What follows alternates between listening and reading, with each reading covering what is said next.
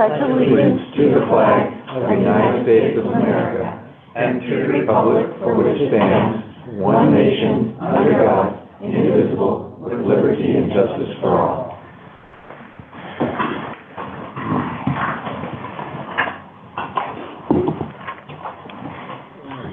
Welcome to the July 10, 2024 regular meeting of the Washington Township Healthcare District Board of Directors. Public notice for this meeting has been posted on the website. Tonight's meeting is in person and is also accessible by Zoom. I ask that you please mute your system until such time as you need to speak. We are recording tonight's regular sessions of the board meeting. It will be posted on our website for future viewing. Shelley, roll. Director Eapen? Present. Director Wallace? Present. Director Nicholson? Present. Director Yee? And Director Stewart? Present. Thank you. Moving on to oral communications. Members of the public are invited to speak during the oral communications. When prompted, please state your name for the record, then proceed with your statement not to exceed 3 minutes on issues or concerns not on the agenda and within the subject matter of the jurisdiction of the board. Are there any members of the public who would like to speak at this meeting? No. No.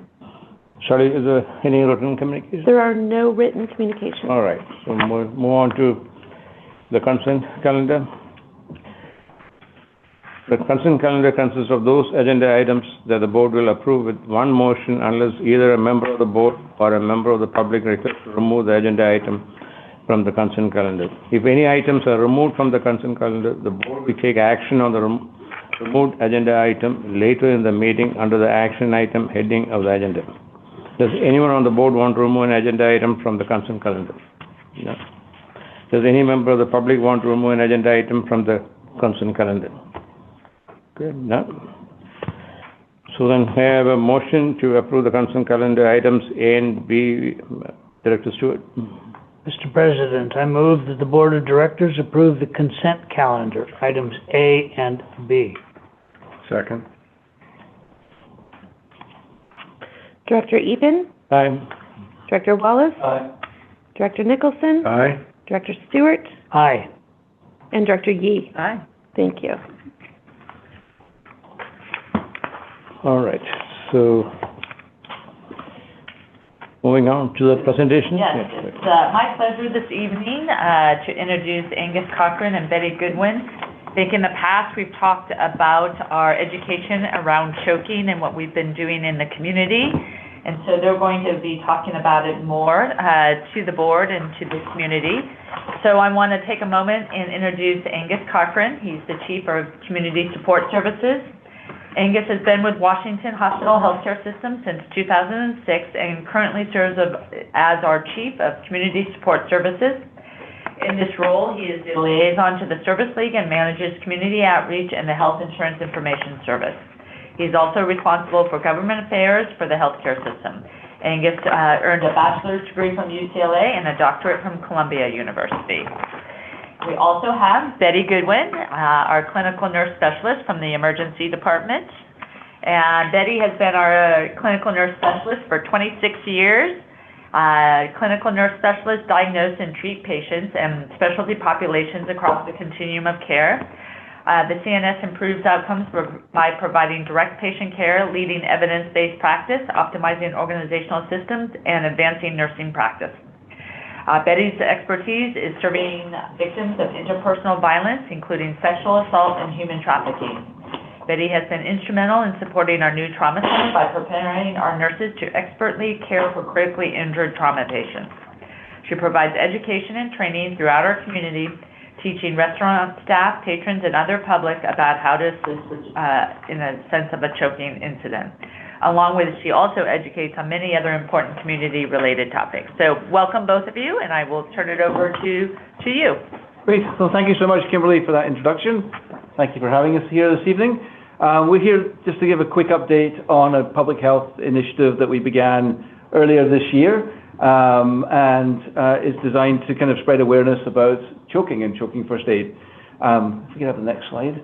You can see here the goal is really to educate the community on the importance of first aid for choking by offering education, training, and hands-on demonstrations public awareness campaign. We are taking this education out into the community rather than doing it here at the hospital, but so that way we can reach as many people as possible.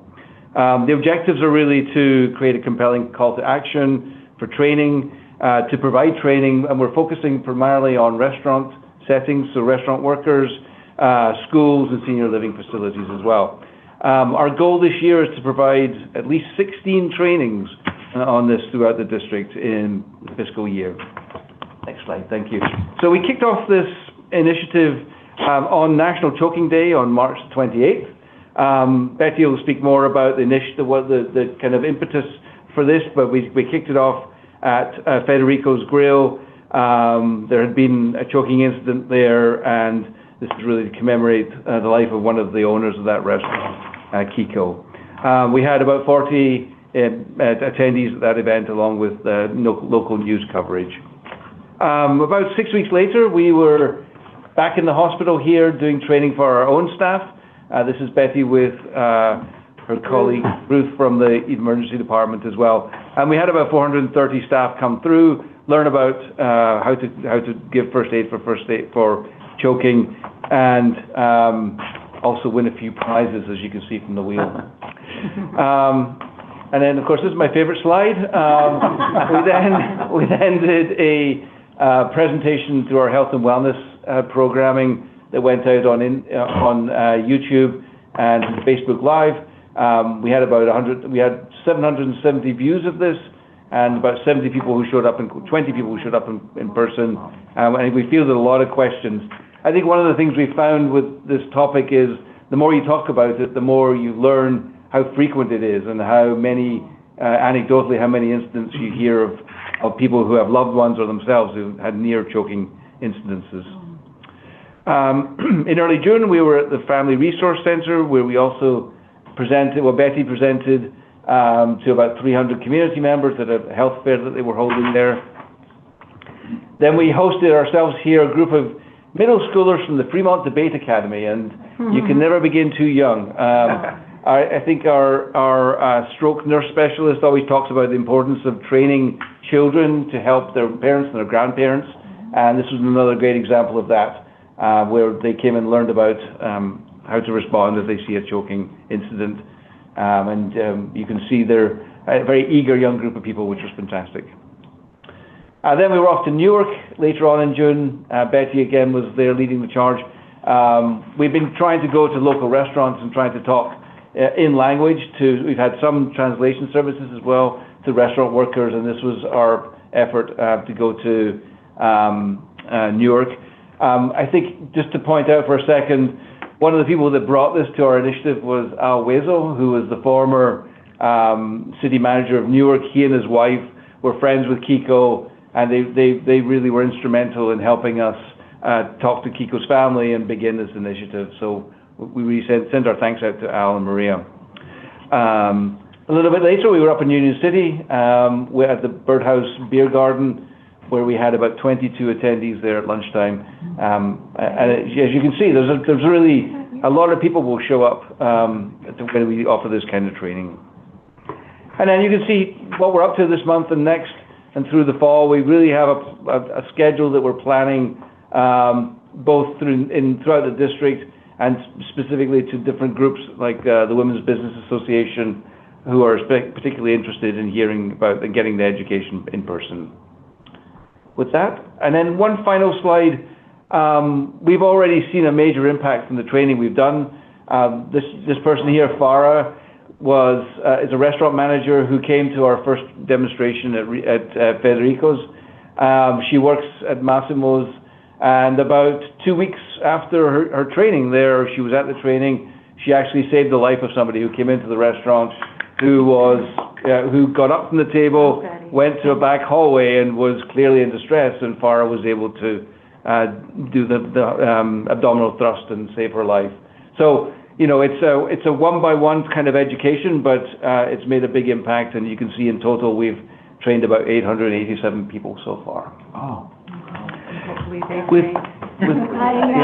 we know for certain that we've saved at least one life. With that, I'll turn it over to Betty. Okay. Thank you for having us. This has been just a really good outreach project. We're learning a lot. We're having an impact, obviously. So it's one of the things that you can see people are needing the education and they're able to use it. So whether you're, those small middle schoolers on up to grandparents and their grandchildren, it does make a difference, and a lot of people want to know. So they do come up and ask you questions after, and it's very engaging for them. You can tell that they're really getting something out of it. So go ahead. This is Kiko. This is kind of the reason why we started this project. And does it have the video?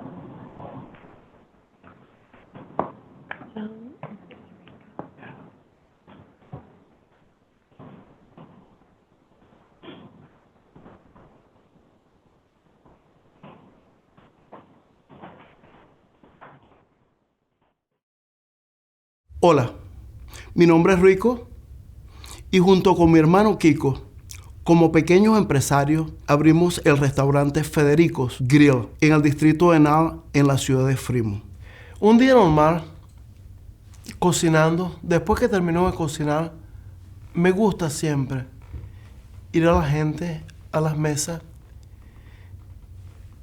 y preguntarles cómo estuvo todo, la comida estuvo bien, el servicio estuvo bien, la atención, todo.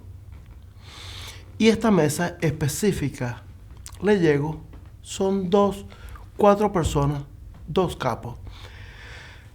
Y la señora, el momento que le pregunto cómo está todo, la señora me responde, todo está bien. Le digo, ok, está bien. Cuando volteo y miro al Señor, los ojos del Señor me dijeron algo y me detengo y le veo los ojos y le digo, Señor, ¿usted está bien? La señora nuevamente me dice, todo está bien, muchas gracias. Pero no sé, algo dentro de mí o los ojos del Señor me dijeron lo contrario. Y no sé por qué. Le dije nuevamente, Señor, ¿usted está bien?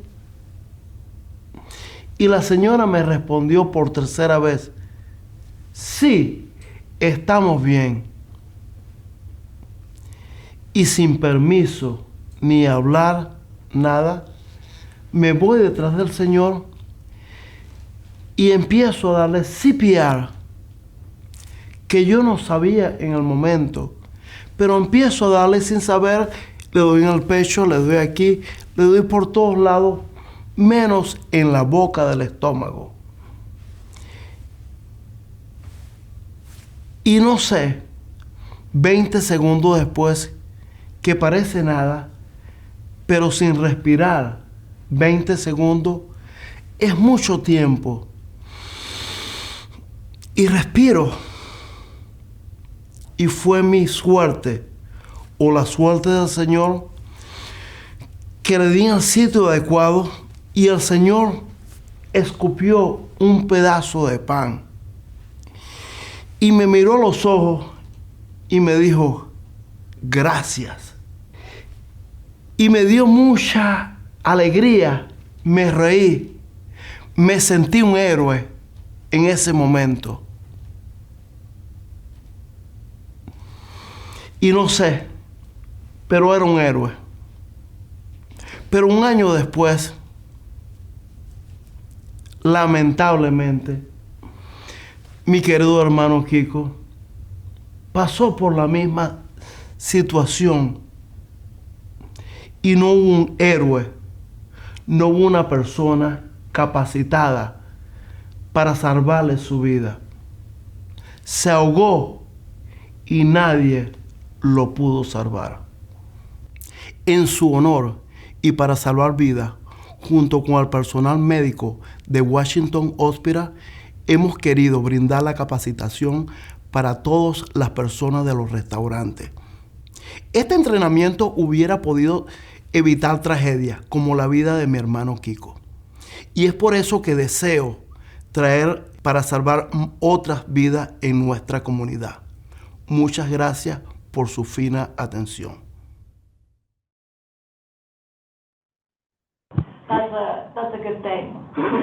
I do show some statistics to the audience because I feel like, not everyone knows how common choking is.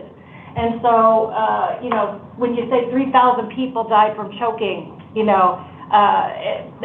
people start looking like, really? And if you break it down to how many people in the room that might be, or how many people at the football stadium, that's a lot of people.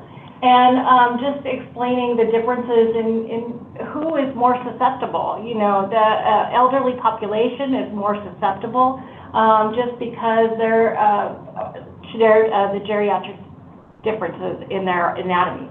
So go ahead. We try to give everyone some tips, right? So how to prevent choking. Cut your food up really small. Try not to feed children or infants anything that could block their little airways. So everyone knows kind of cutting the grapes, so that's a great thing. People can shout that answer out and feel really good about knowing some things. And then we say for older adults, softer foods are better, and go slow when you eat. And then, of course, I say, well, the biggest choking hazard is when you're eating and celebrating outside and having a meal with friends and you're laughing and talking, and that's one thing you're not supposed to do, laugh, talk, and eat, because it doesn't all go together. And frequently then you'll end up choking. And so just some awareness of the different kinds of things that could cause it. And then we kind of get into the more nuts and bolts. So I tell them, what are the signs that you're going to look for? Somebody is going to, if they're coughing, that's fine, kind of watch out for them. If they stop coughing and they don't make any noise and suddenly their hands go up and they get this big, I think Farrah said, a deer in the headlight look, that really means that they, have a problem. They're not going to be able to talk to you. So that's a good time when they're putting their hands up and kind of struggling to ask them, hey, are you okay? Do you need help? And what I tell them is ask the person. Usually they're going to tell you yes because they're choking, and then it's a good time to help them. So that's kind of what we tell them to look for. And then what I do is demonstrate what they can do. A lot of people have heard about it, but the video, I don't know where to push. Somewhere over here, somewhere over there. I don't know, anywhere but the right place. And so it's really important to tell them, and just have everybody kind of do it with you. Put your hand in a fist, put it somewhere between the last bone and your belly button, and then why when you push in and up, what you're doing. And in and up is going to use your lungs to push out that foreign body. And that's the pressure you want to get. That's why you go up and in. It's not a gentle movement. You're really working at it. I want you to do that. And then, of course, we want to tell them about, what it will be when they get that air back in. Because sometimes, as one astute young person pointed out, I saw someone throw up, and we said, yes, it's possible that could happen. So that's kind of what we do when we're talking to people, and we give them the demonstration, and then we go ahead and go a little bit further by telling them, look, you can also do this if you're alone. And that we get a lot of commentary from because a lot of people are alone. And when we ask how many people have done something like this or helped someone, it's surprising how many people's hands go up. The other thing I want to emphasize with my training is, please, if this is starting and this is happening, make someone call 911 for you. Or go to the phone, call 911 and get them on the way. Because even if you do clear it out, you're going to be able to have somebody come, and if you couldn't, they're already getting there. So that's that.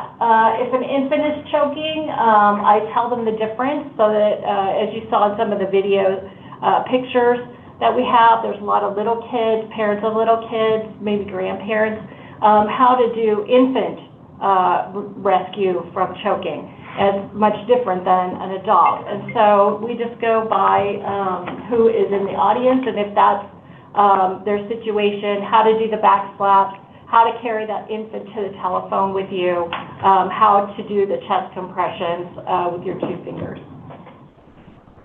And then, of course, we go ahead and demonstrate how to use the abdominal thrust.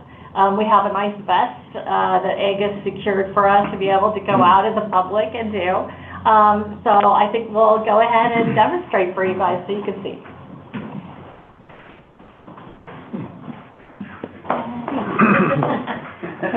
I hope I can save you, Angus. No reason to splash though. Oh, there's one in, I Okay, think. oh, is it in there? Yeah.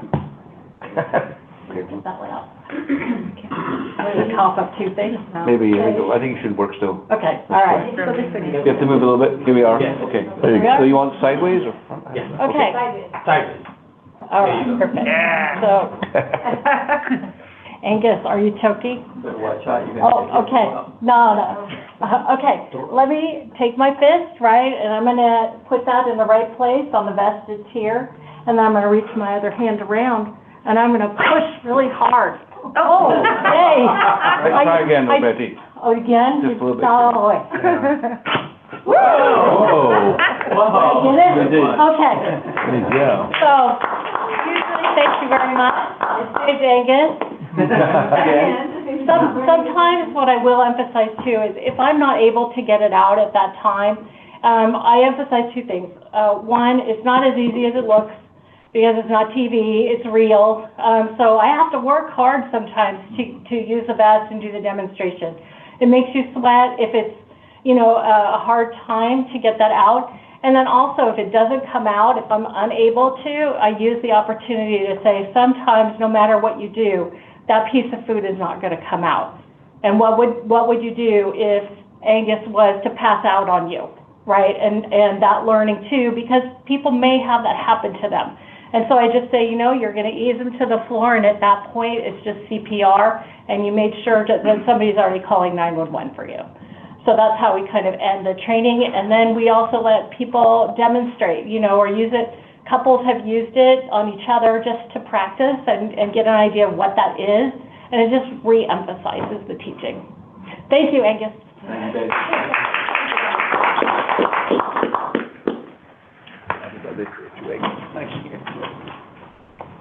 Does anyone have any questions for Angus or Betty? Yeah, I think one thing that you should realize is, I think in neonates, I think there are leading causes of death. Being in pediatrics, I think I saw some of the numbers. I think, and preschoolers, I think is the fourth leading cause, in the process of death, yeah. Wow. And I think the only thing to watch out is, if the patient is, pregnant, then I think you've got to be careful doing this abdominal thrust. So, We have had that happen too, where people have asked that as a question, what would you do? And you have to give that space, right? The stomach is up, everything is up, so you have to go over that belly, and sometimes, that's going to be just to press it in, because you won't have a space to press in and up. And just to be very gentle and make sure you're above where you're supposed to be. So it's kind of one of those delicate questions. And there's no more finger sweeping, as there used to be. There's finger sweeping, but that's only like you can visually see something in their mouth that you can get out, because you don't want to be sticking your finger in there. Otherwise, you'll just put it in the back of the mouth and it'll go back down. so when Dr. Hilmich, when he started this in 1974, I believe, yeah. So when we went to med school, we didn't have any training on this. And I think for about 10 years, nobody was really using it. Nobody was not very fascinated with it. I think by 84 or 86, I think it started picking up. Still a very, simple procedure to save lives, so. Yeah. And I think as we go into the schools and things like that, I noticed with the group of kids, they were very happy to learn it and very enthusiastic, right? And they giggled with each other, but, some of them did say, oh, I have a grandma, and she choked, or, they tell you their stories. And it's, I say, the soonest you can get them to understand it, the better it is for everyone. And just to be very inclusive, there was at that Family Resource Center, there was somebody in a wheelchair that said, well, how would I help? And he was not able to move anything but his chair, and he had his phone there. And I said, well, you definitely could help. Could you call 911 with your phone? And he's like, yeah. I said, well, that's how you're going to help. And did you watch me and did you learn? And he said, yeah. I said, could you talk to somebody and tell them what needs to happen? He says, yeah. I said, then you're going to be great because you could lead someone. You know, I mean, so those are the kind of things that, you know, being in person and doing these educations, you'll get those questions. It makes you think. And the person with the person in the wheelchair wanted to know, how would I help him? And, you know, you just get down behind them, kind of lean them forward, and, you know, wrap your arms around them. Here's how you would help them. You know, and I think that made them feel very comfortable and included. So it's just, you know, more to learn, more every time. So Betty and Angus, how do we get this incorporated into the curriculum of all junior high schoolers? Because they're big enough to be able to do it. They are big enough. For me, the vision would be to have those champions, right? Where, you know, you lead them one semester, maybe it's the health class, you know, that puts on the health fair or something. And you have those people come and you train them. You know, maybe we do, you know, good ambassadors kind of thing where we have, you know, a group and get them excited about it. And then they teach their peers. Because that to me would be credible, you know, oh, well, these are my peers teaching me, this is not some person from somewhere, we don't need to listen to them. I think that for me would be very empowering, and then doing it, maybe those people teach the next class that comes in, and then they just keep spreading it. I would like that. That would be kind of like medical school, do one, see do one. Teach one, do one, teach one, exactly. Right. Yeah, thank you very much. Thank you. Yeah, I do just want to thank Angus and Betty.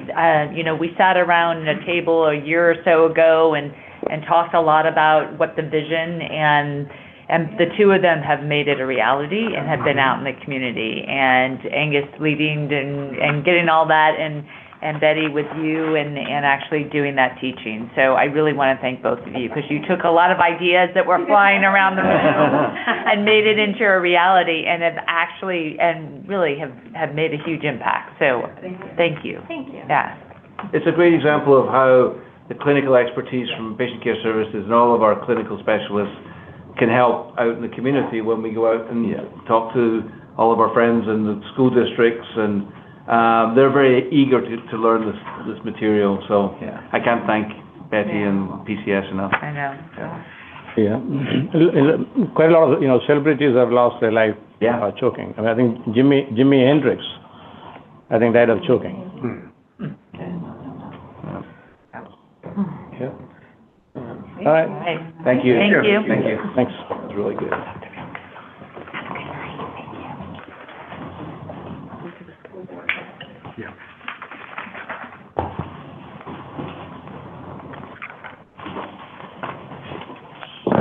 So next we have Dr. Mark Saleh is not available, is out, and so we have Dr. Aaron Berry, our medical staff chief-elect. So I believe he is on. Yeah, good evening. So as you mentioned, Mark is out, so I'm hoping to give a presentation he would normally give and do it as well as he does. I'm told that we usually present the medical staff report this evening, so I'm giving you all an update on the overall numbers of medical staff we have. Currently, the tally is at 635 members. 342 of them are active staff. Another 98 are provisional active. So out of those 630, 440 of those are active staff members. We have 103 ambulatory staff members. Additionally to that, we have 43 advanced practice providers and 15 provisional active practice providers. In addition to all of those, we still have 17 consulting physicians and 15 courtesy physicians. I think you'll also see a packet of applicants from last month and this month. just a couple interesting trends to note. You'll see a lot of ortho trauma surgeons and their affiliated assistants. Those are all joining us from the UCSF regional group that have now come over to Washington Hospital to help with our trauma program. There are also a handful of anesthesiologists who are joining the medical staff and a couple of vascular surgeons, in addition to a smattering of other specialties. That's my report. Are there any questions? No? Thanks. Thank you. Very. You're welcome. Have a great evening. Thank you. Next, we have the president of the Service League, Sheila Vijay. Good evening. Mute. Sheila, you're on mute. Okay, I'll start wishing you all a good evening again. Warm greetings from all the volunteers. I'm pleased to report that for the month of June, 211 Service League volunteers contributed a total of 2,132 hours to the hospital. On June 9th, which was yesterday, we held a new volunteer orientation, which saw a turnout of 27 individuals, including 9 high school students, 13 college students, and 5 adults. The orientation provided an overview of volunteer roles in each department and other relevant information. In other news, please mark your calendars for our masquerade sale on July 29, 30, and 31st. I see Dr. Nicholson smiling already. He was wondering how we sold everything for $5 in the April meeting. Well, after the recent hot weather we've had, get ready for some sizzling finds at our sale, at our masquerade sale. So hope to see you all there. Today, I'd like to share a touching experience I had while serving as a No One Dies Alone volunteer, ensuring patients are not alone in their final moments. During my shift, I witnessed the passing of a comfort care patient. As the patient's pulse ceased, I experienced a mix of emotions: sadness for the loss and reverence for the moment. I informed the charge nurse, who promptly arrived with a demeanor both professional and compassionate. She checked the patient's pulse and couldn't find one.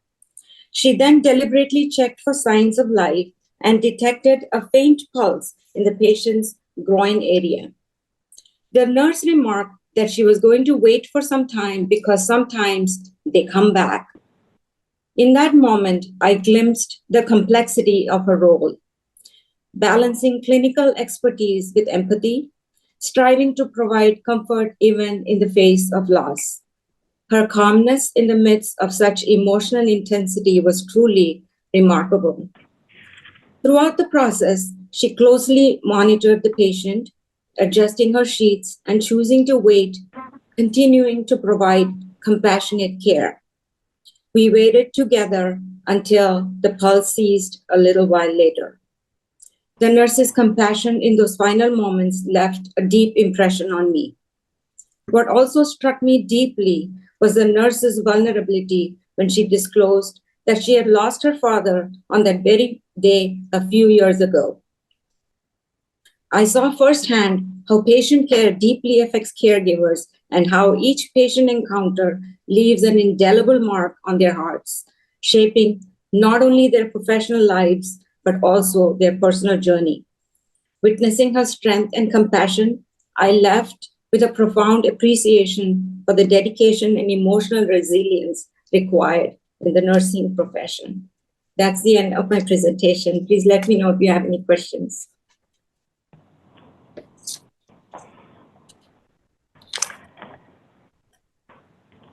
Thank you. Thank you for your report, Sheila. I just want to let you know that even on a very hot day like this, the Service League is really cool. Thank you, Dr. Nicholson. That means a lot to us. Thank you very much. And we come to this board with, I know I come with lots of stories, but it comes from our heart. And we appreciate all of you listening to it patiently and with such attention. We really appreciate it. Thank you very much. Thank you. Thank you, Sheila. Thank you. Thank you. All right, next we have the lean report, and we have Jeff Van Dorn joining us. He's the Director of Marketing and Patient Experience for Washington Township Medical. And let me just say a little bit about him. Jeff Van Dorn received a Bachelor of Science degree in Exercise Physiology from California State University, Chico, and a Master of Science in Healthcare Administration degree from California State University, East Bay. Prior to his role at Washington Township Medical Foundation, Jeff joined Washington Hospital as a rehab aide in 2016. In 2019, he transitioned to the Community Relations Department as a Community Relations Specialist. Shortly after his time with the Community Relations Department, Jeff became a fundamental part of Washington Township Medical Foundation as the Manager of Marketing in 2019. He was appointed Senior Manager of Marketing and Process Improvement in 2021, and recently has been appointed Director of Marketing and Patient Experience for Washington Township Medical Foundation. So thank you, Jeff, for joining us this evening, and I'll turn it over to you. Thank you so much, Kimberly. Can everybody hear me okay? Yes. Okay, fantastic. I'm going to be navigating my own slides, so I'll jump over there right now. Okay.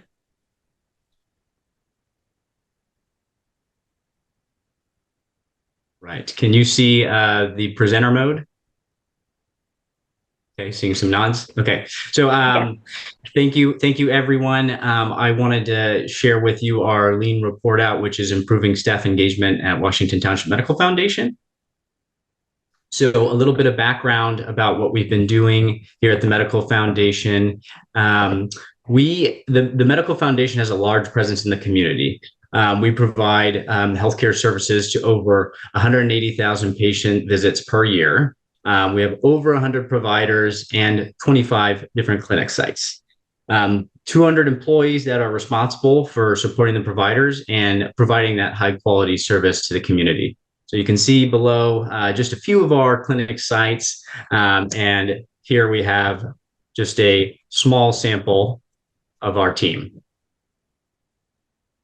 The key lean principles that are present in all of our improvement projects, you see here. We'll go through a few of these through this presentation. I won't belabor everyone with reading through this at this time, but you will see them come up through this presentation.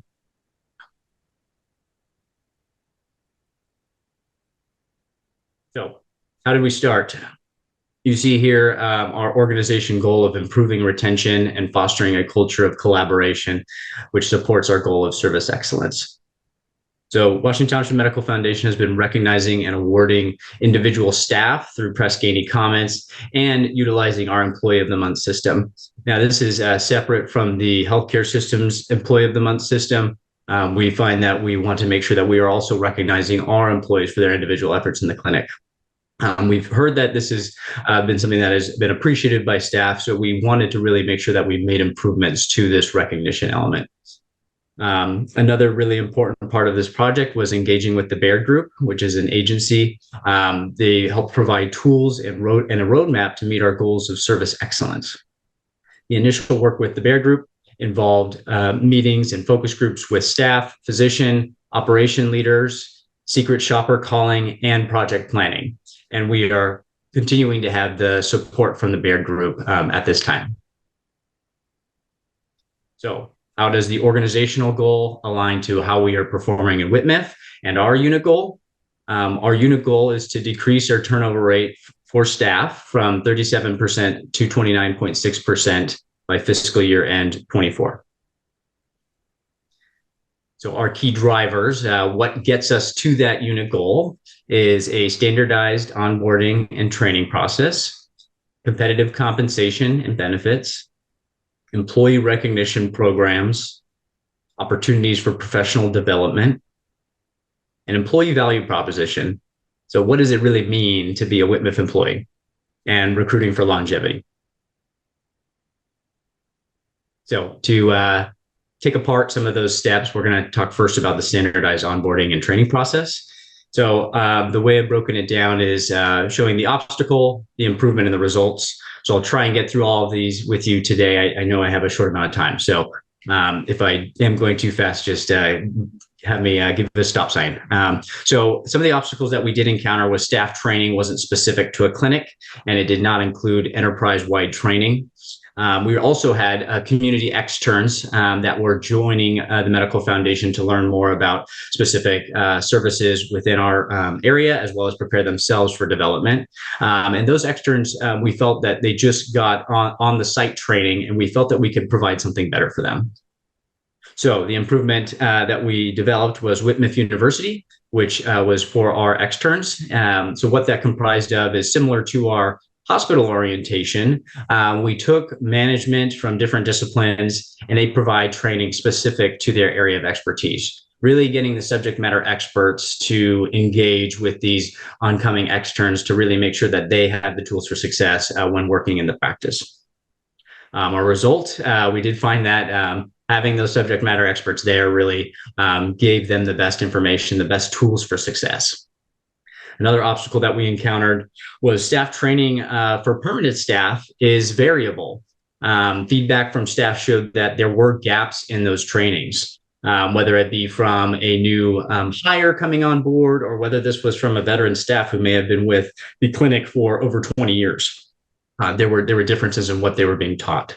So our improvement project was to look at the Whitmith University and what worked well in the Whitmith University, and actually apply that for our new hires. So we used the same curriculum, did do some updating to content that would be more pertinent for folks that would actually be working with us as an employee, and we rolled that out. We did find that staff were better equipped after going through our new onboarding process. They were better prepared for their role. And with this training, we also found that they took it back to their practices, and tenured staff also wanted to go through this same training. So we've actually started cycling in tenured staff now, so that everybody is on the same page with the information that they're learning. So the next element here is employee recognition. So the obstacle that we found is that we heard that staff did not feel that they are recognized for good performance. Our improvement projects that we worked on were recognizing these employees, as I mentioned earlier. Whenever we see press Ganey comments, so that's our survey utility that comes back, we started recognizing our staff when they showed up in these spaces. So our leadership team would write handwritten letters recognizing these employees when they were called out by name. And I took just a few from April that we received. You're seeing this orange box in the bottom left corner. These are comments from our patients talking about our staff members, some even calling them out by their full name, and the care that they provided. So we really wanted to take this opportunity to reward the staff for this. So we reward them by recognizing them in a letter from leadership, as well as a small monetary token. In addition to that, we found that there was so much success with that program that we actually started recognizing our clinics all together. So we know that it is not just one person that makes up an experience for a patient. It really is the culmination of the whole team, and the providers and the support the APPs as well. So we wanted to recognize clinics as a whole. You can see here that for the month of December, we recognized urology for their outstanding patient experience performance. So we look at a number of factors, whether they're working on specific improvement projects, whether it's a quality-based focus. We do find that we do come back to patient experience for the most part. And results. So when we are recognizing them in our Pulse newsletter, which you can see here in the bottom right corner, and when we're recognizing them via a letter, they receive that feedback and they bring that back, and they have that opportunity to really share it with the team and say, hey, this is something that I did and I was recognized for it. And Whitmith noticed. So now talking about the employee value proposition. Some of the obstacles that we had here, and this is where we started to engage with the Baird Group, is our organization has changed so much since its inception, and our mission and values did not accurately reflect Whitmith's current state. So what we did was the team members from all parts of the organization were involved in the development of the new organizational mission and values for Whitmith. So that comprised of focus groups and a list of stellar performers to develop what our values would be. So this was really taken from our team members, and not something that was pulled from leadership as these are our testaments that we're going to follow. This was really a collaborative effort. And we really found that, I'll talk about it a little bit later, that there was a lot of buy-in when we found that your peers were actually in the part of developing these values and the mission statement. So I talked about it a little bit there, how it wasn't just something that was derived from leadership in the results section. Another obstacle, we didn't have an identified resource or process to support the culture change. We were able to leverage the agency, the Baird Group, but we didn't have a team together to really make sure that we progressed through each of the milestones of our service excellence journey. So we created a culture and engagement team, again, an interdisciplinary team of leaders, managers, providers, and frontline staff. The important part here is, and I'll show it in a graphic on the next slide, is it's 5 committees that make up the culture and engagement team, and they're all responsible for meeting certain metrics and making sure that we progress toward our goals. Another obstacle that we ran into is no understanding of baseline engagement for our staff. So the culture engagement team's really their first enterprise-wide project was to look at an engagement survey that we can send out to the team to really assess our current areas of communication, recognition, and innovation, and then ask for their feedback on what we can do. So we did launch that. We identified some areas where we were excelling. We identified some gaps. And that has really been the steering element for the culture and engagement team, is making sure that we meet those gaps and really close those gaps. All right, getting into the graphics. So here's a little snapshot of the Medical Foundation's mission, values, and our patient first ethic. And then the culture and engagement team, here are the 5 committees: standards, recognition, measurement, communication, and innovation. Again, for the purpose of time, I won't go too much into each one, but the standards team is really to make sure that the behavior standards, which are derived from our values, are lived out by our employees, by our whole team. The measurement team tracks our success, makes sure that we're capturing all of the success points in our journey. Communication team, pretty self-explanatory. They make sure that everything that we're doing, all the recognizing that we're doing is transparent and shared with the whole organization. The recognition element is responsible for recognizing those individual achievements. And the innovation team is really about collecting new ideas and making sure that we're a place of continuous improvement. All right, continuing on with the value proposition.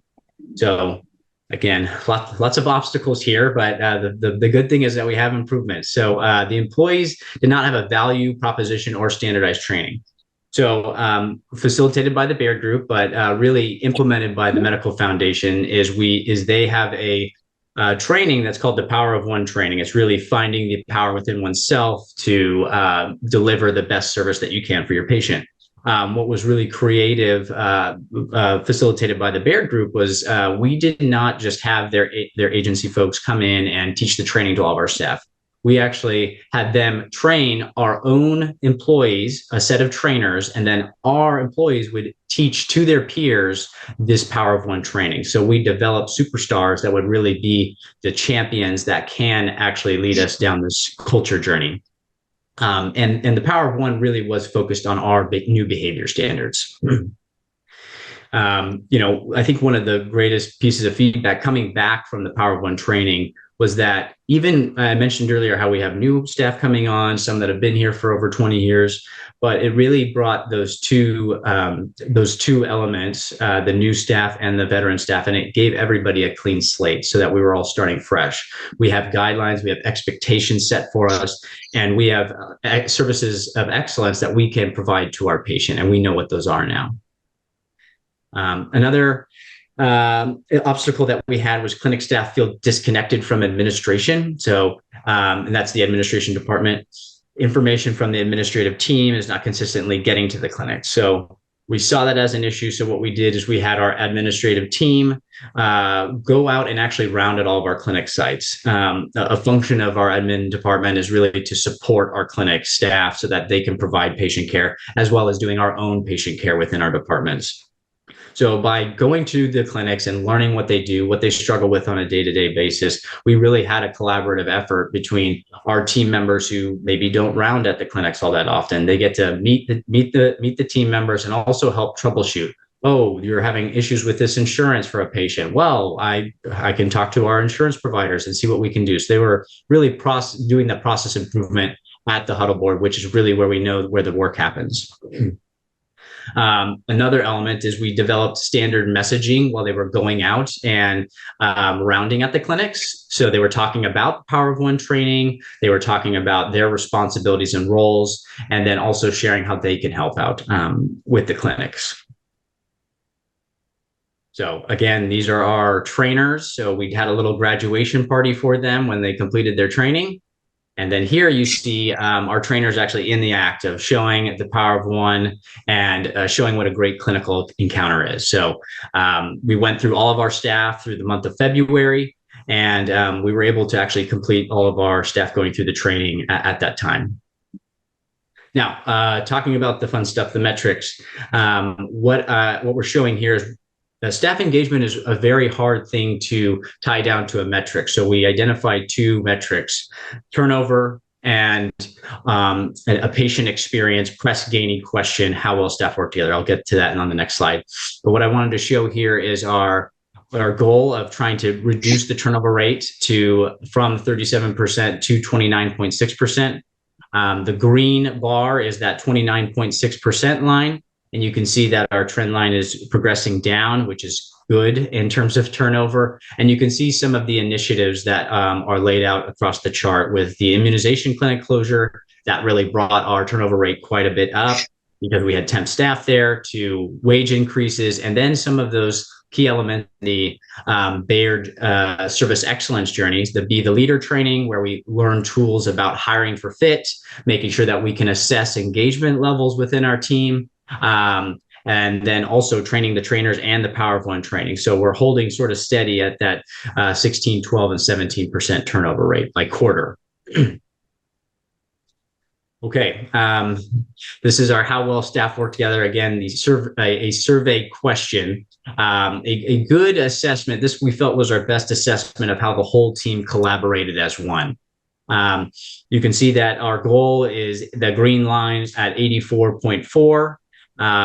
We do have a steady increase in our score, and you see all the annotations here of the individual process improvement initiatives that we implemented, some that were a part of our service excellence journey and some that were just a part of the overall journey to try and increase our engagement levels. So again, the Whitmith University for externs, when Baird came in and did their Be the Leader training, the development of our Whitmith values, the Whitmith University for new hires, all the way to the Power of One training. And I have here indicated June's data. I do have an asterisk there just because these are preliminary numbers, but it does look like that we did jump up back up to that 83.2, which is really great to see.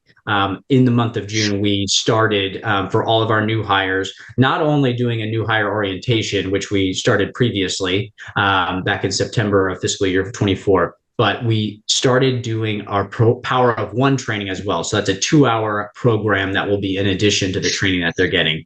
So all of the standards they get as soon as they start. All right, and final elements of this project and next steps is to integrate our providers into this service journey. We have definitely had them involved in the beginning, and we are looking at provider champions to assist us in the culture and engagement team. But we really know that we can't really call it a culture and engagement team unless we have our full team present. Another element is we have collected all of the survey elements from the culture and engagement survey. So presenting that back to our all staff or at some of our forums to make sure that we are taking action. We heard what you said in our survey, and here's how we're doing to improve these gaps. In addition, we would be leveraging our culture and engagement team to help act on the areas for improvement. And I think this is my last slide, so I'll open it up for questions. Yes.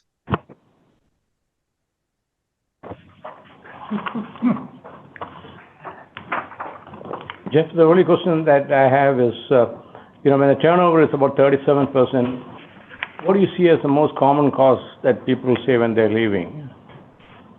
There is. That's a great question, Dr. Epen.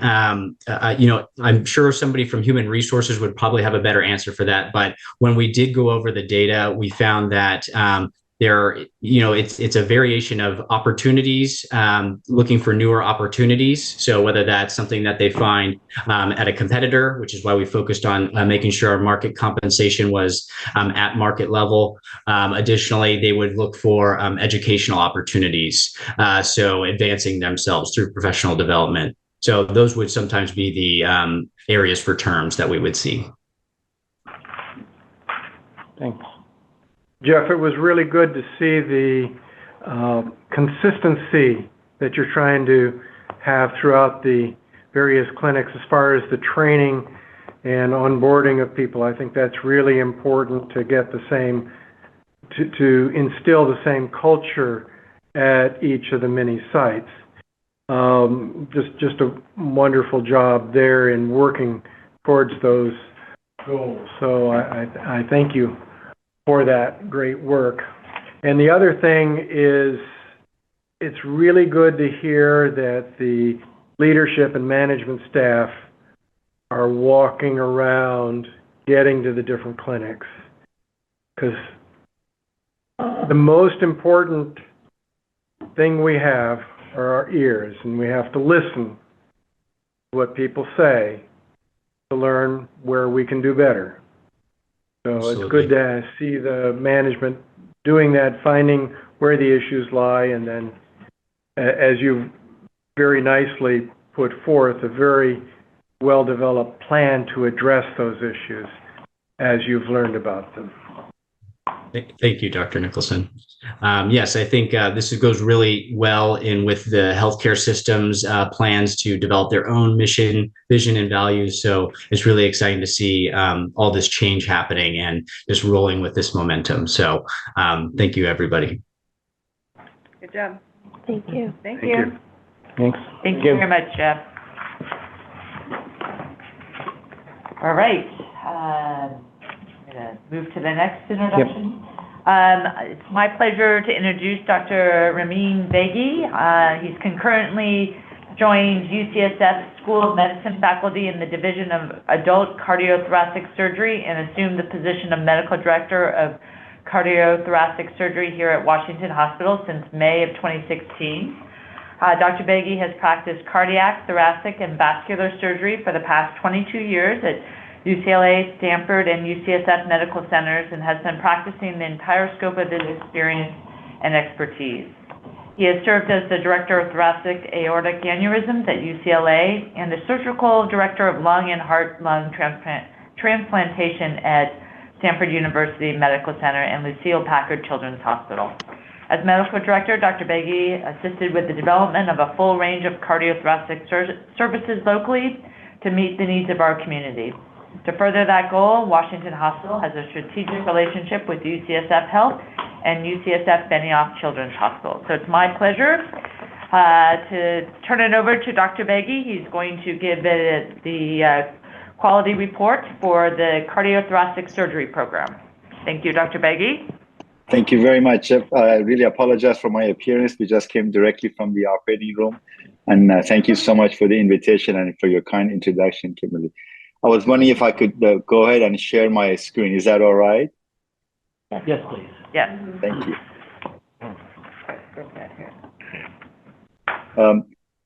So I was wondering if I could just go ahead and give a brief overview to the board members regarding the scope of our practice, what we have done, and our goals for achieving both better volume and better quality, and also more procedures at Washington Hospital, as well as some areas that we have focused on improving our quality and some areas that we need to still focus on improving them further in the future.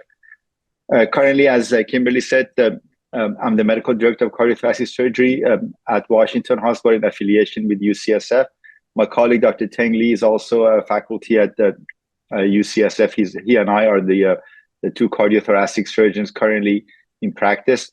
Dr. Arthur Hill, who's also on faculty at UCSF has recently applied for privileges and has been credentialed to work at Washington Hospital on certain cases. And as of today, we have at least 3 surgeons who are cardiothoracic surgeons affiliated with UCSF and working at Washington Hospital. So our affiliation with UCSF, as Kimberly said, has a mutually beneficial impact on our patients and our community and our hospital. On one hand, we can provide the entire scope of cardiothoracic surgery, from coronary bypass grafting, valvular heart disease, structural heart disease, at Washington Hospital, in the vicinity of our patients where they live, and in the framework of our hospital, with a 24-hour, 24/7 ICU, cardiac anesthesiologist, and the entire support from the cardiac catheterization laboratory, imaging, and so on. On the other hand, there may be some patients who would be benefiting from a transfer to an academic medical center, and I talk a little bit about those patients. And then our hope is that Teng Lee and myself, we can facilitate the transfer of those patients for the kind of services that we don't provide. But our goal has been to have a comprehensive program at Washington Hospital for the programs that the leadership of the Washington Hospital and the foundation see is appropriate for us to provide those. In the past couple of years, we also have been recognized as an excellent place for our CT surgery fellows and residents to rotate. That's sort of in recognition of the quality of our program, and the residency review committee has allowed us to have fellows from UCSF to rotate with us to sort of see how cardiothoracic surgery programs are run in an area that is outside of the academic medical center, yet providing the best care possible. That is every bit in par, if not better than the best academic programs in the country. So some of our fellows are able to come and work with us at Washington Hospital during their training.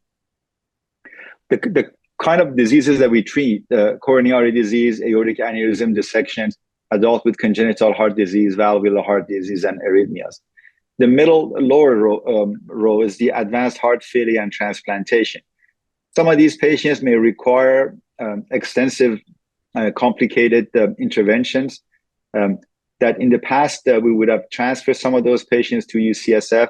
But the presence of our new colleague, Dr. Harsh Agrawal, we are hoping that we will be able to do some of those advanced interventions at Washington Hospital, so those patients that don't necessarily need to transfer for those kind of procedures. However, if the patients have end-stage heart disease and lung disease, and they're being evaluated for ventricular assist devices, heart transplantation, and lung transplantation, and things along those lines, then we will be able to facilitate the patients to UCSF. I personally do cover heart transplantation at UCSF on a few days a month, so I use that connection for expeditious transfer of our patients who will require ventricular assist devices, circulatory support system as part of evaluation for advanced heart failure. But all sorts of other interventions, coronary interventions and additional interventions, structural heart, mitral valve clip, various interventions that don't require heart transplantation. Our hope is to have those done at Washington Hospital, and sort of we are moving towards that goal. And I will describe that a little bit towards the end of my slides. Also, we provide services to our community for thoracic conditions. Currently, we do not have a general thoracic surgeon on call covering emergencies, so we cover emergencies that come through the emergency department, the spontaneous pneumothoraces, pleural effusions, patients who have COPD and emphysema, and benign or malignant lung disease. For lung transplantation or end-stage lung disease, we still have a connection to transfer the patients to UCSF for further evaluation. So then that also will segue to the fact that we are now, as of beginning of July, we are a level 2 trauma center. So there will be a need for thoracic surgeons to be available for thoracic trauma. And we will continue to provide those services and support our trauma surgeons for thoracic trauma or cardiovascular trauma, aortic trauma, whatever that is necessary. And those patients do not need to be transferred. We can take care of them at Washington Hospital. This is sort of the yearly trend of our volume. I suspect that this volume is a little bit understated because some of our cases that do not fall in the strict category of cardiac cases may not be counted. But as you can see, at least on the cardiac side, the patients that will require sternotomy and cardiopulmonary bypass or cardiopulmonary bypass support, this 2024 fiscal year has been approximately 148 cases. Again, our projection is with the advent of the structural heart program and other programs that I will describe briefly at the end, and that will also have a significant halo effect on our volume for the other procedures that we are hoping to do and we will continue to do at Washington Hospital as we've been doing them at UCSF. A little bit about the Society of Thoracic Surgeons STS database. Basically, great majority of programs they would get a 2-star if we are basically doing what we are supposed to do. It's extremely difficult to get 3 stars, and I will describe that a little bit as I show the data specifically because of the number of volumes. So statistically, even if you achieve 99.9% or even sometimes 100% of what you're supposed to achieve, you would be falling in the category of as expected. And we hope that we'll never be in the worse than expected category. So that's as we submit our data to the STS. And then they have evaluated our 64 of our 2023 coronary bypass graft cases. And then as you can see, in all the categories, we were as expected.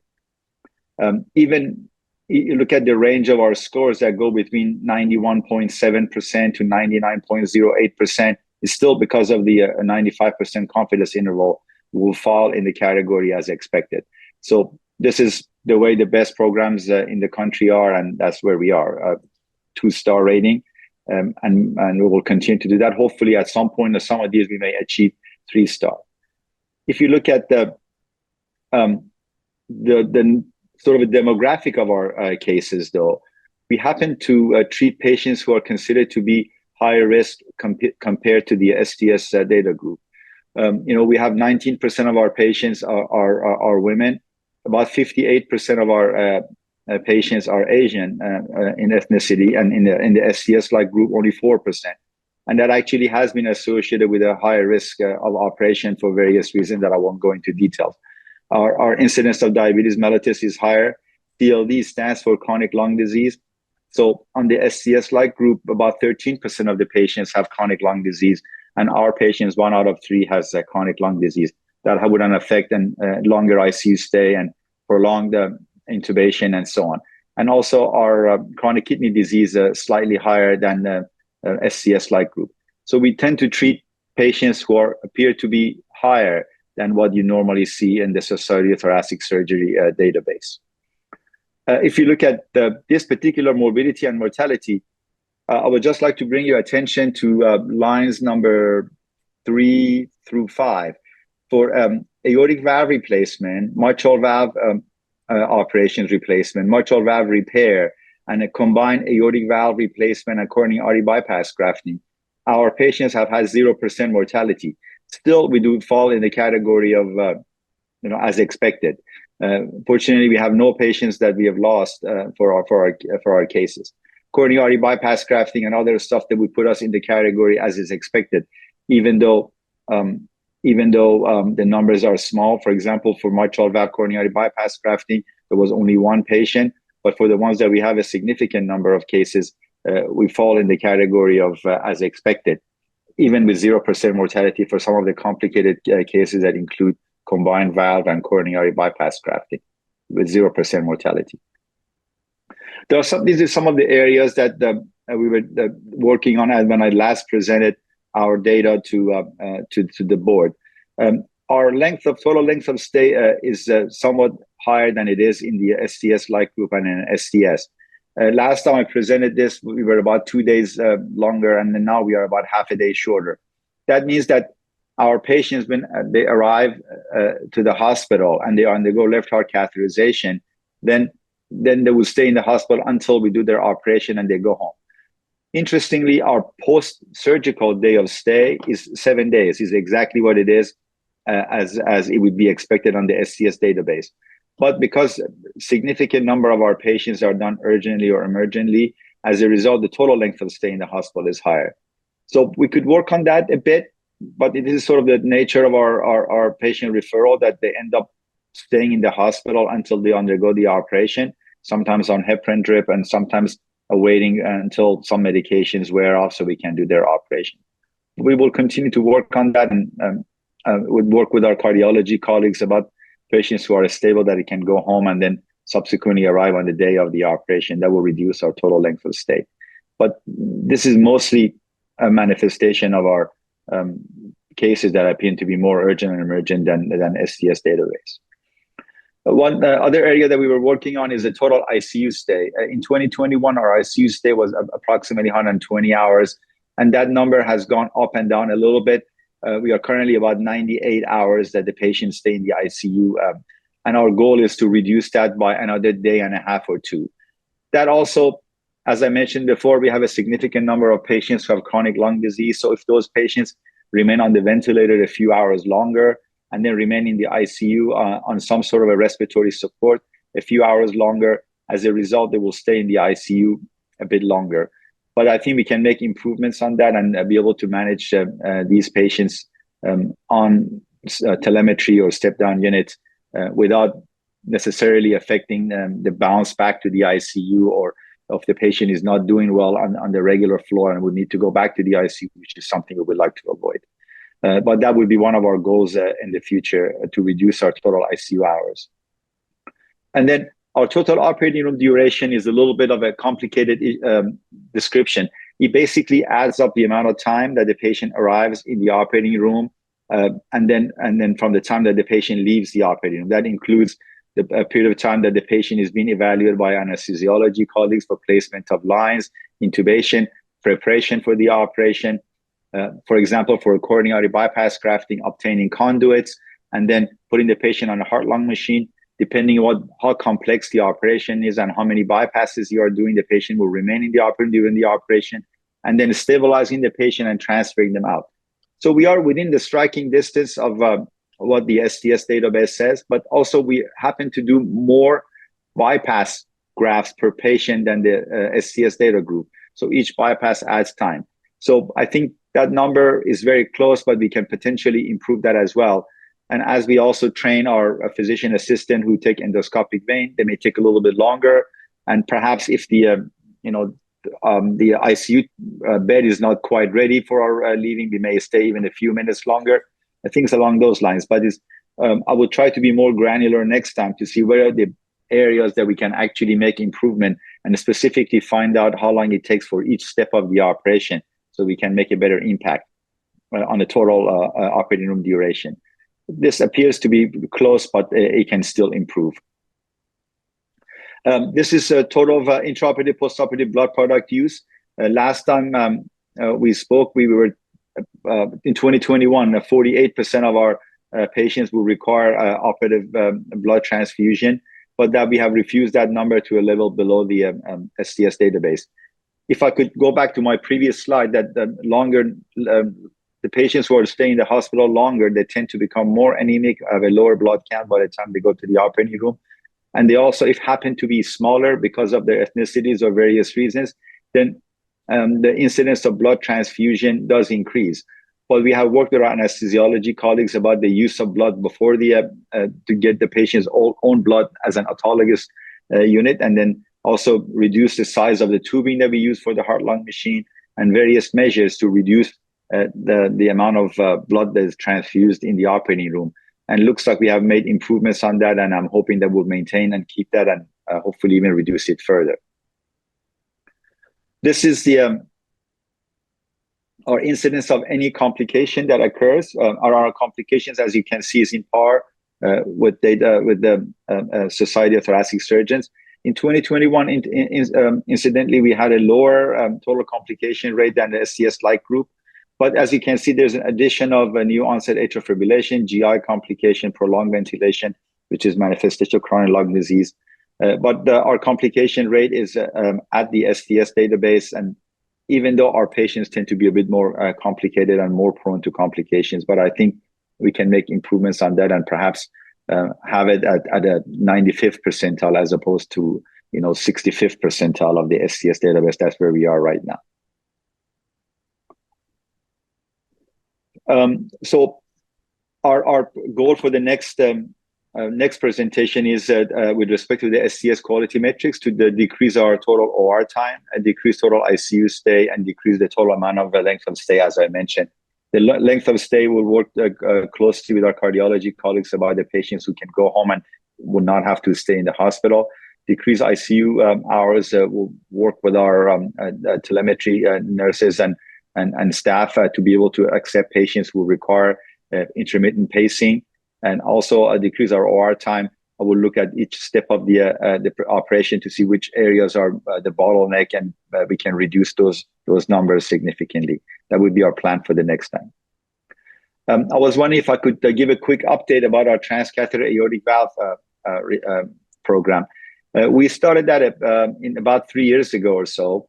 So today we did the transcatheter aortic valve replacement number 97 and 98. So as of today, we have done 98 transcatheter aortic valves, and then 42 in our fiscal year 2024.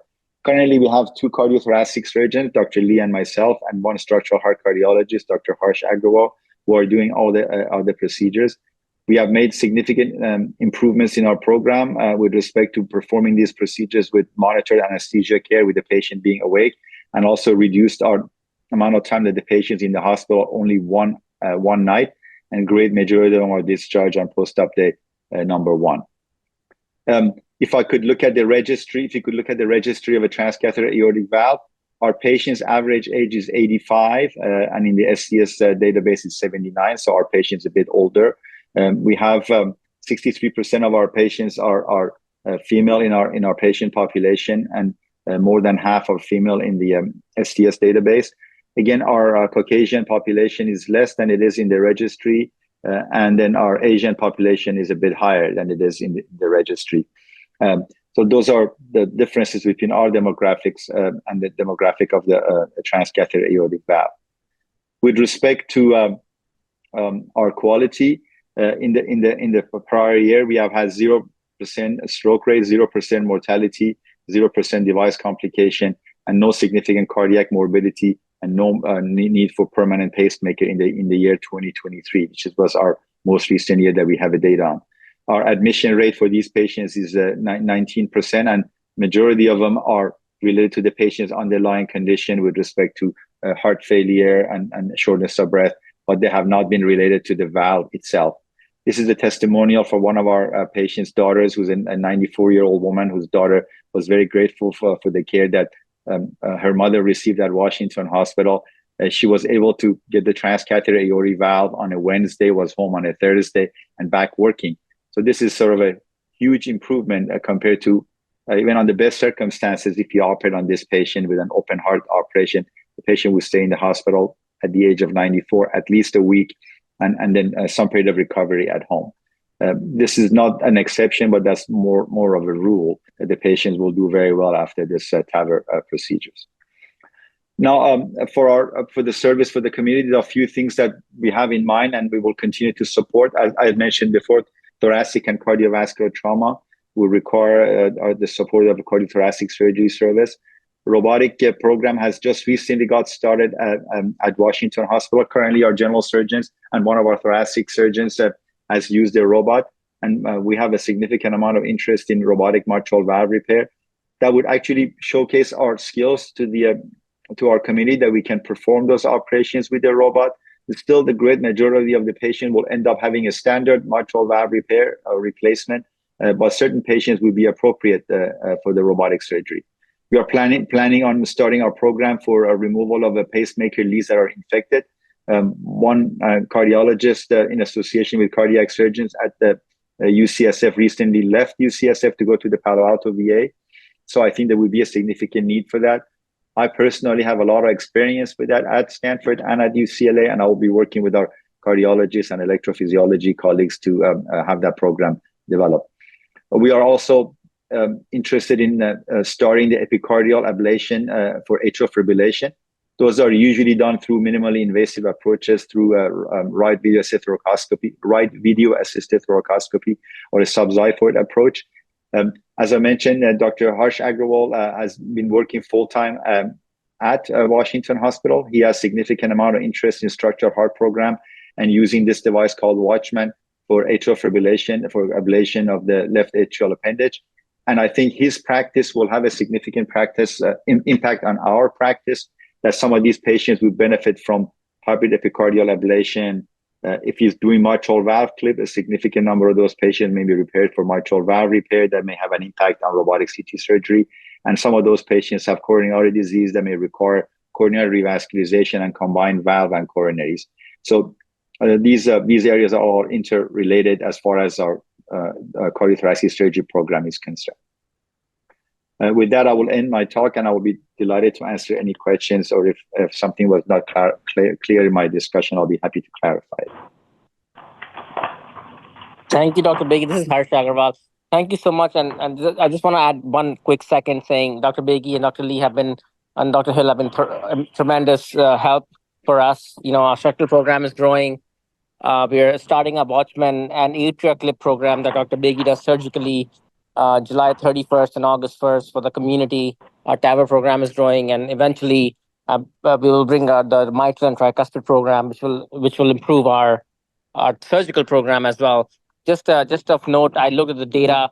About 80% or 85% of our complex coronary interventions that had left Washington Hospital have been done now at Washington Hospital in the last 6 months.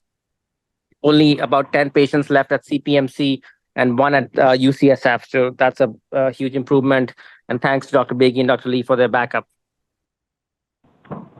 Thank you so much, Dr. Agrawal, for your kind words. Any questions for Dr. Begi? Thank you. All right. Thank you. Thank you, Dr. Begi. Great presentation, great numbers. Keep it up. I really appreciate it. Hopefully we'll have much better information and data for you next time as well. And I really appreciate your invitation to join you. Thank you. Thank you. Thank you very much, guys. Thank you. Thanks. Bye-bye. Let's move on to... All right, next move on to the financials for May. Tom? I will put my glasses on. I'm happy to present the final numbers for May 2024. On the inpatient average daily census, actual was 152.1, which fell short of budget by 17.6. On a year-to-date basis, we're at 156.9 on a budget of 163.7, or off about 7. Discharges for the month of May were 923 on a budget of 1,018, or a shortage of 95. And then actual, we're at 9746 discharges on a budget of 10.5, or 777 budget. Patient days for the month of May were 4,716 on a budget of 5,262. Again, a shortfall of about 546. And then patient days fiscal year to date for May, 52,707 on a budget of 55,005, or a shortfall of 2,290. Outpatient observation equivalent days for May, 291 on a budget of 282. So an adverse result of 9. And then actual for year to date, 3619 on a budget of 3,023. So we're over there by about 600 or 596. Average length of stay, however, it was improved to 5.16 on a budget of 5.17. On a year-to-date basis, though, our actual trails budget by 18 basis points. On the operating indicators, our case mix index actual for the month of May was 1.658 on a budget of 1.521, or 0.137 better or higher than what was budgeted. On a year-to-date basis, we're sitting at 1.59 on a budget of 1.55, or about 40 basis points higher. Deliveries for the month of May were 117 on a budget of 143, so off by 26. And then actual year-to-date through May were 1369 on a budget of 1413, or 44 short of budget on a year-to-date basis. Surgical cases outperformed budget by 45 at 526 versus a budget of 481. And on a year-to-date basis, they're outperforming budget by 47 at 5219 on a budget of 5172. Cath lab cases, while consistent with the last 3 months, did fall short of budget at 195 versus a budget of 211. And then on a year-to-date basis, we sit at 1934 actual on a budget of 22 for a shortfall of 269. Outpatient visits for the month of May were 8950 on a budget of 8,394, so outperformance by 556. And then on a year-to-date basis, we're looking at 94,930 outpatient visits on a budget of 92,516, so outperformance by 2,400. Emergency visits performed again very strong compared to budget at 5404 on a budget of 5098. And then on a year-to-date basis, they're outperforming the year-to-date budget by 79.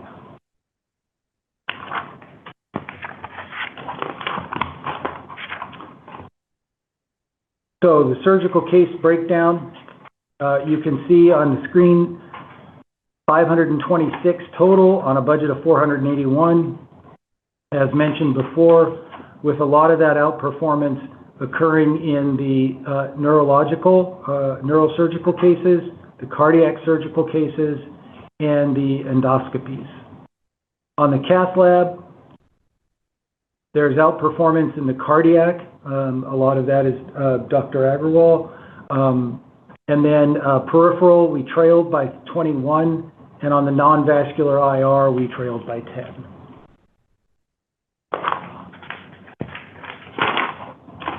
Productivity for the month of May, productive FTEs were 1429 on a budget of 1505, so outperformance by 76.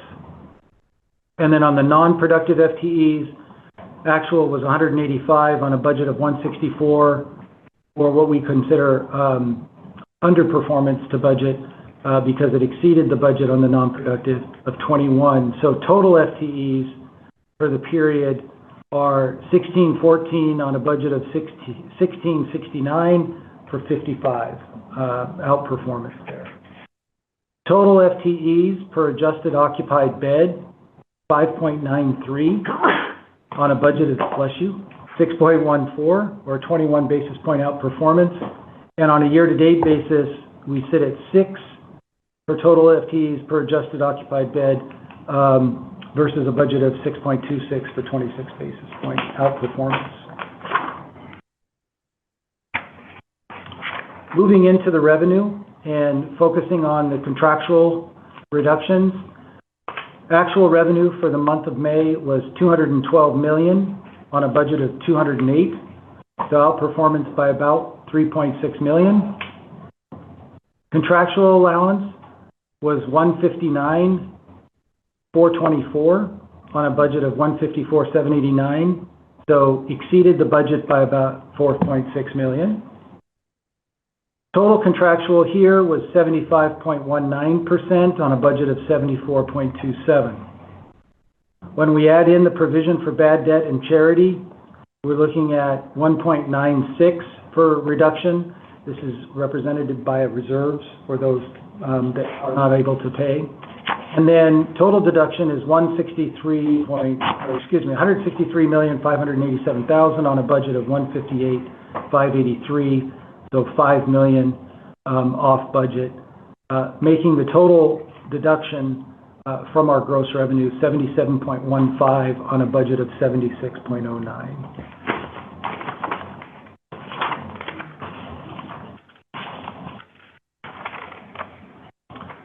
Turning to the income statement, the GASB, or Governmental Accounting Standards Board,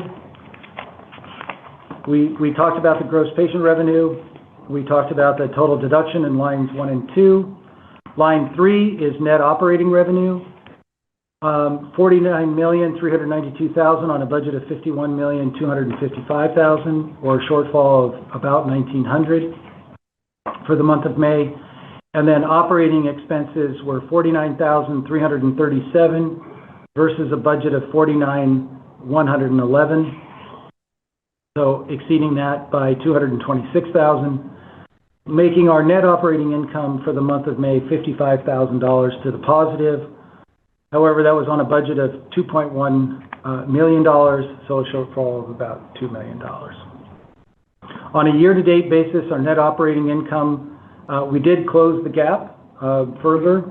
You remember in April we were about 4.9. We're now sitting at 3.96, or about $4 million.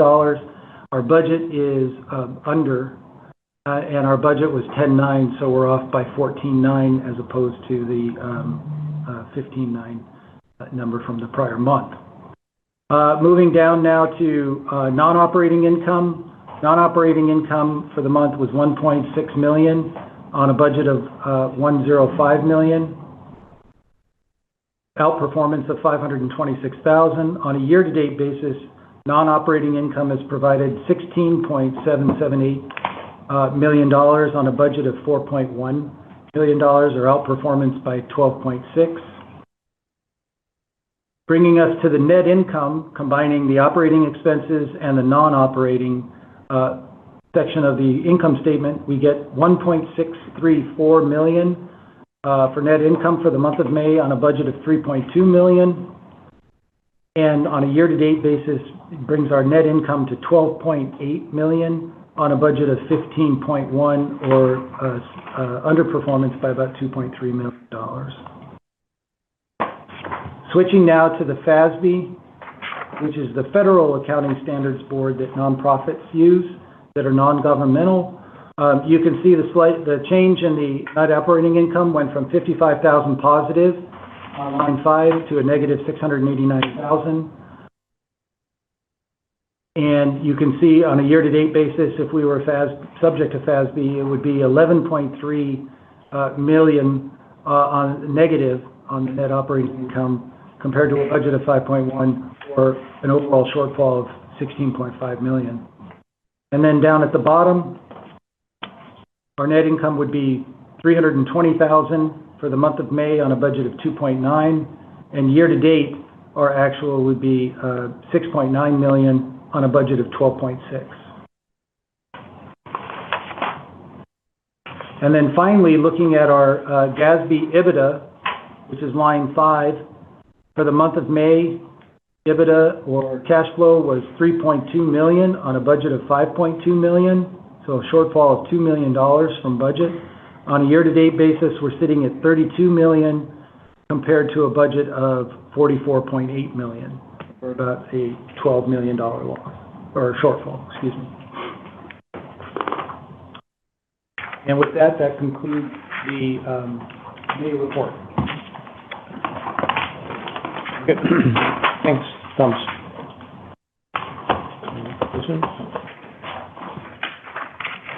All right, I'm going to go on with any questions on May? All right, to move on to the June numbers. We did slow down a little bit in June. Patient gross revenue of $190.5 million for June was unfavorable to the budget of $196.2 million by $5.7 million, or 2.9%, but was higher than June of 2023 by $15.9 million, or 9.1%. So fiscal year to date, our total gross revenue of $2.41 billion was unfavorable to the budget by just 0.3%, so close in terms of ending with our gross revenue. Moving on to our preliminary inpatient gross revenue, it came in at $111 million. It was unfavorable to budget by $8.4 million, or 7%, but 5.9% higher than June of 2023. And year-to-date, inpatient gross revenue of $1.38 billion was unfavorable to budget by $112.8 million, or 7.5%. In terms of our outpatient gross revenue, came in at $79.5 million, which was favorable to budget by $2.7 million, or 3.6%, and 13.9% higher than June of 2023. It was mainly favorable coming from ancillary services, and then also was offset by surgery services. Year-to-date, our outpatient gross revenue of $1.03 billion was favorable to budget by $105.7 million, or 11.5%. So we continue to be strong in the outpatient. Looking at our key operating statistics, the average length of stay came in at 5.11, which was favorable to budget of 5.22 by 0.11, or 2.1%. And the average length of stay was lower than June of 2023, which was 5.40. Outpatient observation equivalent days came in at 346, where it was unfavorable to budget, which was 284 by 62 equivalent days, and was longer than June of 2023 by 65 equivalent days. Inpatient average daily census of 147.6 was unfavorable to budget of 166.2 by 11.2%, and lower than June of 2023 average daily census of 153.6 by 6 equivalent days. Lastly, the combined average daily census of 159.1 was unfavorable to budget of 175.7 by 9.4%. Moving on to discharges, you can see June discharges came in at 820, which was unfavorable to budget of 956 by 136, or 14.2%, and were 6.4% fewer than June of 2023. Trending also below budget, patient days, they came in at 4,427, which were unfavorable to budget of 4,986 by 559 days, or 11.2%, and was also 3.9% fewer than June of 2023. In June, we did see ICU days that were favorable to budget by 2.6%. Telemetry was also favorable to budget by 1.7%. But all of this was offset by IMC days that were unfavorable to budget by 5.2%, but also really saw a drop in volume in terms of OB, peds, and special care nursery. They came in at 40% unfavorable to budget. And then also adult med surg was 12.6 unfavorable to budget percent. Moving on to our surgical trend, you can see we came in for June at 446. That was unfavorable to the budget of 467 by 21, or 4.5%, and 6.3% fewer than June of 2023. Our inpatient surgeries of 202 were favorable to the budget by 7, or 3.6%, and 11.6% more than June of 2023. Also, outpatient surgeries at 244 weren't favorable to budget by 28, or 10.3%, and 17% fewer than June of 2023. Here is the breakdown of our surgical activity. As you can see, we had in terms of our orthopedic cases, they were below budget by 34, or 18.2%. We did have one of our busy orthopedic surgeons that was out a number of days in June that was driving some of that down, and also some change in terms of our orthopedic hospitalist program. As you can see, our neurosurgery cases were above budget by 6, or 25%, and cardiac cases were above budget by 10, or 125%. It was offset by vascular surgery that was unfavorable to budget by 23.1%, and other surgery was unfavorable to budget by 6.8%.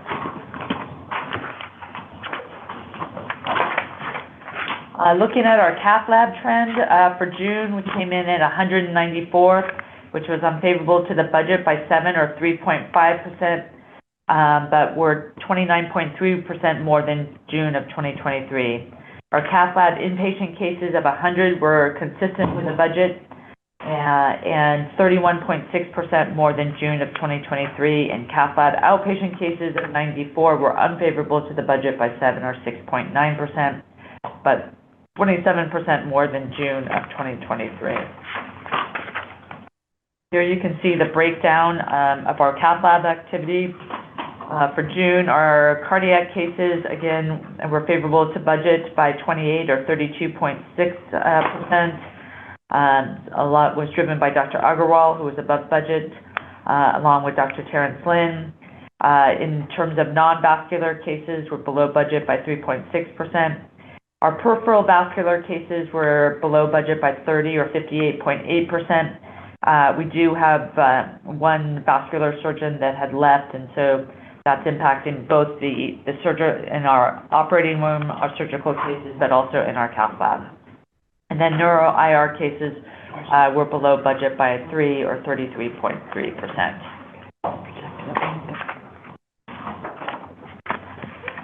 We did have a very slow month for deliveries. I know we were looking at July and August, or seeing, we have estimates that were much higher. So June was very low. It came in at 95, which was unfavorable to budget by 28 or 22.8%, and we're 23.4% lower than June of 2023. Our C-section rate was 41.4%. And looking at year-to-date, our total deliveries of 1,464 were unfavorable to the budget of 1,536 by 4.7%. So we have been having more deliveries in July, but we did have a very slow month in June. Do we have an idea whether those are going away somewhere else, or do we? You know, we've been looking into that. As I said, I know there were a couple of practices that had lower deliveries for sure. And we've also been working on some contracts around that to open that up. But we do see it trending back up right now as an estimate for July and August, that we are continuing to look at that. Our non-emergency outpatient visits came in at 8,139, which was unfavorable to the budget of 340 by 4%, and fewer than June of 2023 by 1.8%. The main drivers of this being below budget, lab visits were below budget by 16.4%, and our cardiac rehab visits were below budget by 21.8%. This was offset by our imaging services that was above budget by 15.6%, and respiratory therapy and infusion visits were favorable to the budget. Emergency visits came in at 4,995. They were unfavorable to the budget by 3.9%, but were 5.8% more than the prior year. So a little bit less than what we saw the month prior, but still we've been seeing a pretty busy emergency room. Looking at our gross revenue recap, surgical revenue was unfavorable to budget by $4.4 million or 12.8%, and excuse me, and as mentioned, cases were below budget by 4.5%. And we did see, again, given that we saw such a decrease in or below budget with the ortho cases for surgical activity. Our cath lab revenue was $788,000 or 6.8% favorable to budget. Cases were 3.5% unfavorable, but we had a strong mix of cases in terms of in the cath lab. Room and board revenue was unfavorable to budget by 3.7 or 8.5%. Patient days were unfavorable to budget by 11.2%, so tracking with that. Our delivery revenue was unfavorable to budget by 21.8%. That does track with deliveries being unfavorable to budget by 22.2%. Again, emergency department revenue was favorable to budget by 2.8%. As you saw, the visits were below budget by 3.9%, but the mix was favorable in terms of the types of patients that we saw. And lastly, ancillary revenue was favorable to the budget by $2 million or 2.2%, and primarily driven by our infusion services. Looking at our preliminary payer mix, we can see government-sponsored patient revenue made up 72.2% of total gross revenue.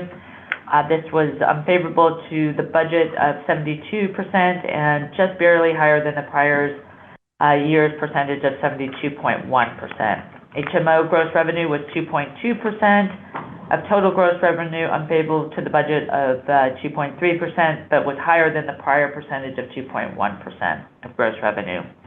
PPO gross revenue was 22.8% of gross revenue, favorable to the budget of 24.3%, but it was coming up from prior months in terms of PPO. And lastly, we did see private pay gross revenue increase, and that's at 2.8% of total gross revenue. It is unfavorable to the budget of 1.4% and higher than the prior percentage of 1.6%. We are digging a little bit more into that. We did have a total of $1.4 million in charges from out-of-the-country patients in that private pay.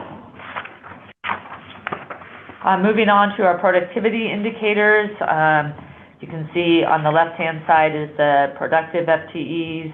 For June, they were favorable to budget by 112.8 or 7.5% at 1,386.2 FTEs.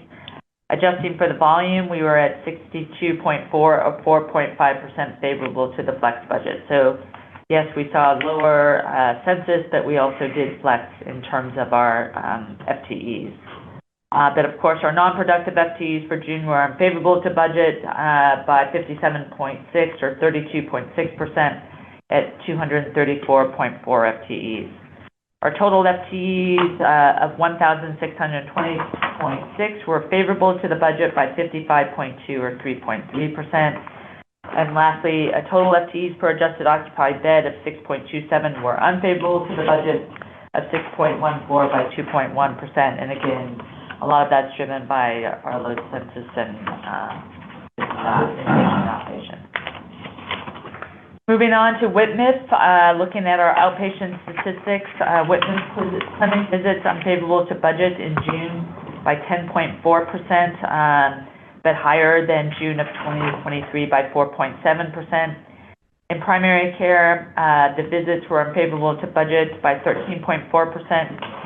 Really driven in two areas. One was we have an open position in the Nakamura clinic that will be filled in October. And then we also had some additional time off in some of our primary care. In our specialty care, they were unfavorable to budget by 7.2%. We do have, as mentioned, an opening for a vascular surgeon. That was driving a lot of it. We also had an individual on maternity leave in women's health, and one of our GI physicians has reduced his time too. So those were the main drivers of being under budget for specialty care.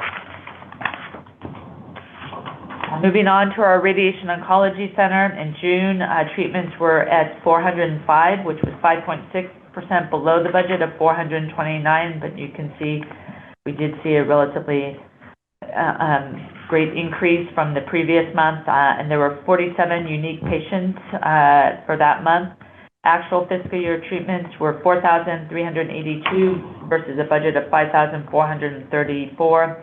As I said, we really are seeing less treatments per patient, and so that's really, we've talked about that in the past year in terms of it.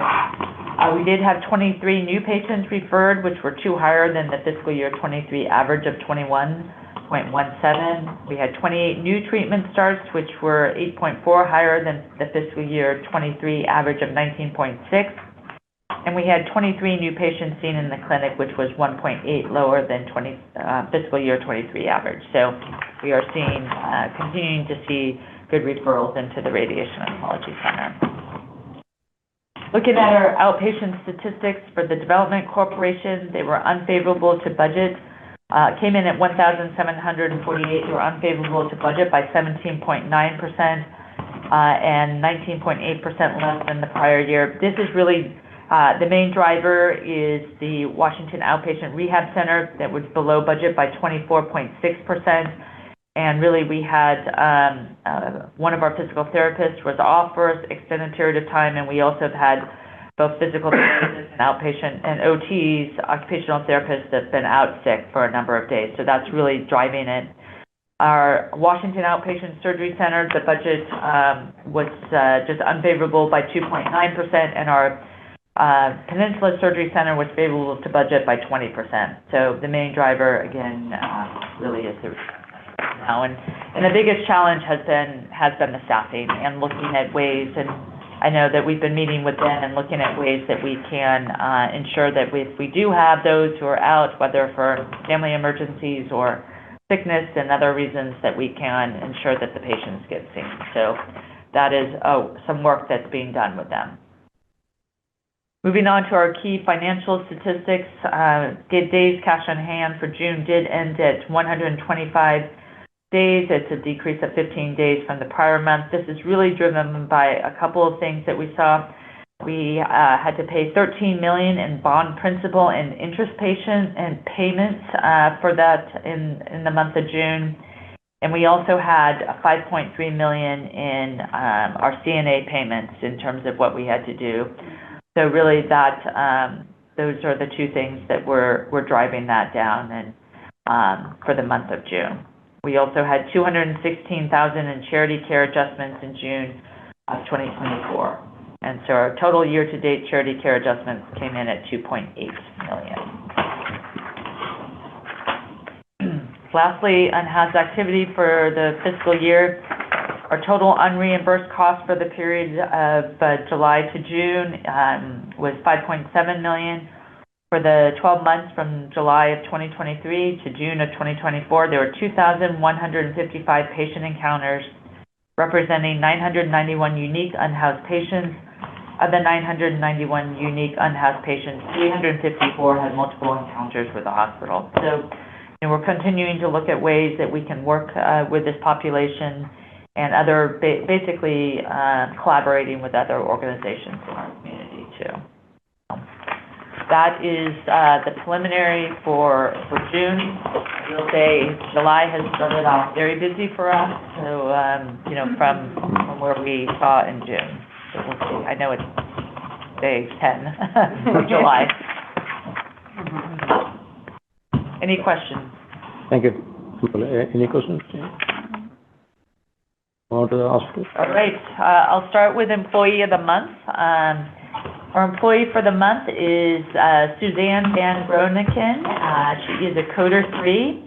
She joined the transcription team at Washington Hospital in 1995. After several years, she was offered an opportunity to train and become a certified coder. Suzanne completed not only her certification as a registered health information technician, but also became a certified coding specialist in just 2.5 years. She then began her second career as a Washington coder. Today, she is an accomplished coder, mastering the intricacies of different levels from the emergency department, inpatient, and trauma patients. Her manager, Director of Health Information Management, Tina Landy, notes that Suzanne's work ethic is exemplary as she continues to break down silos between coding, HIM, building, and CDI. Coders are responsible for making sure that the correct procedures are documented for payment by insurance companies and patients. With more than 140,000 different types of codes, this role requires a dedicated attention to detail. Suzanne says, "I may never meet a patient, but I am part of his or her journey to health. With every diagnosis or procedure, coders become part of a patient's story, and that's something to be proud of." Suzanne's colleagues have described her as a true leader who guides the coding team in accomplishing our end-of-month numbers and works hard to better our coding team. Suzanne is a great resource of information and truly has been one of our mentors on the coding journey. Suzanne is an advocate for her colleagues, providing mentorship, support, and leadership while meeting revenue cycle objectives for the benefit of the hospital. As a Fremont resident, Suzanne is extremely proud of her adult children and enjoys spending time with family and friends. Congratulations, Suzanne, our July Employee of the Month. So, yay. Before I go into the next section, I know that everyone is aware that we started our trauma as a trauma level 2 trauma center as of July 1, and just wanted to give a little bit of some statistics for the first 7 days. I know as you heard, we even had a trauma come in so this is day 1 through day 7. We had a total of 33 patients for those 7 days.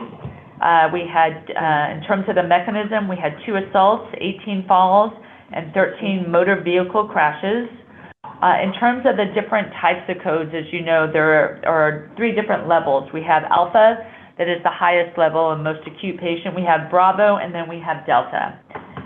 So in terms of those that came through EMS, so via ambulance, we have not had any Alphas. We had 13 Bravos, and we had 6 Deltas for a total of 19. We also then had 14 walk-ins, so they came on their own. We did not have any Alphas. We had 7 Bravo cases and 7 Delta cases, so for a total of 14.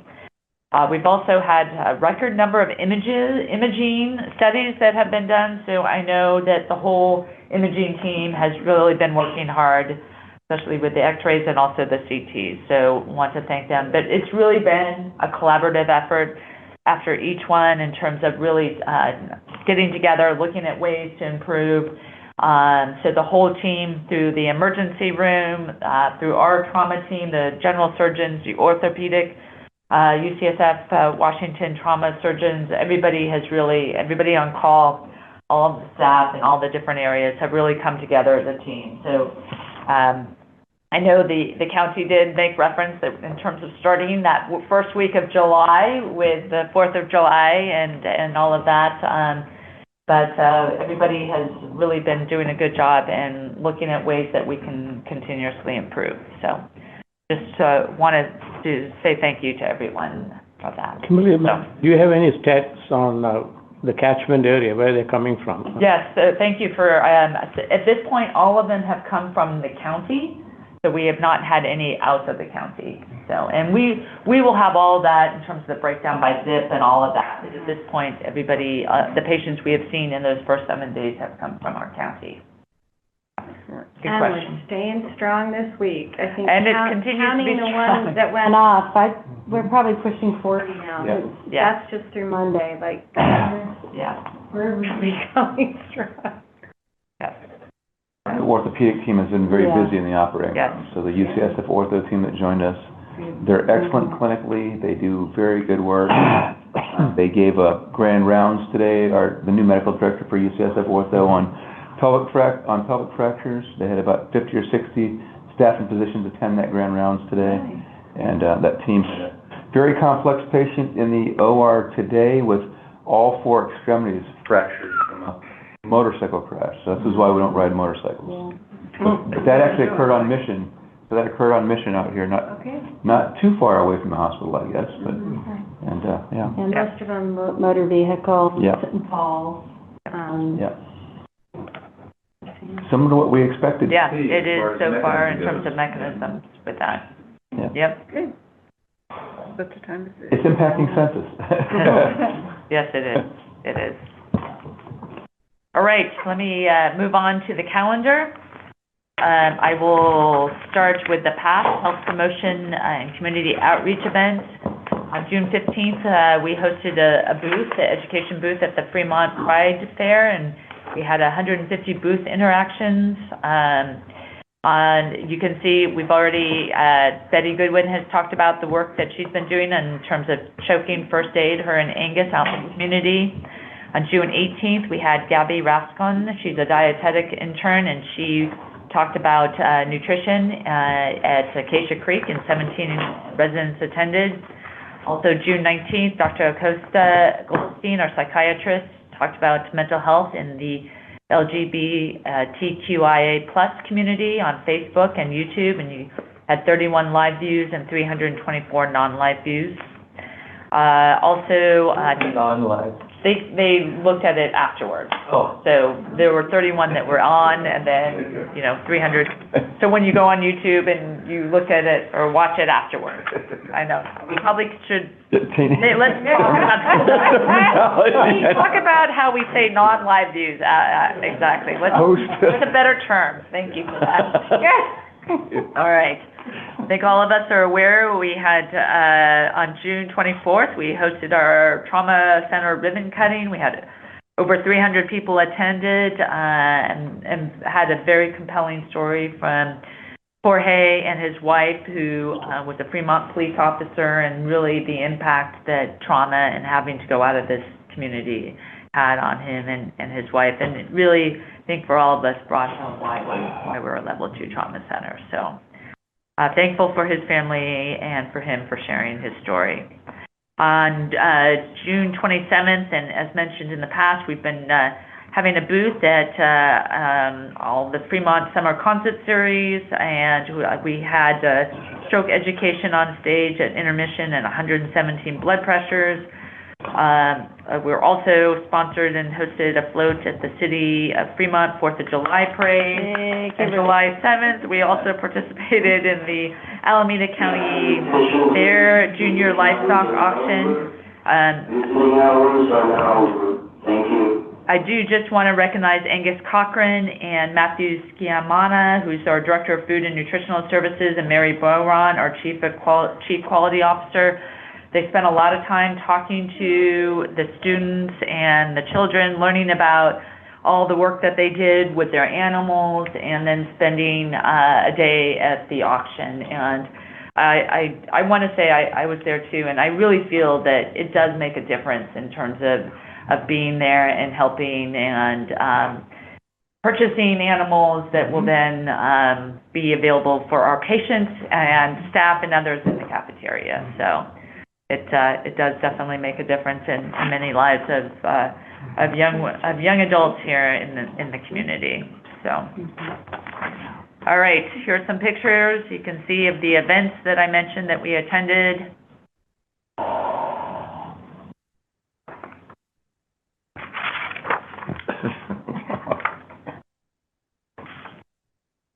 It's a great picture. Yeah.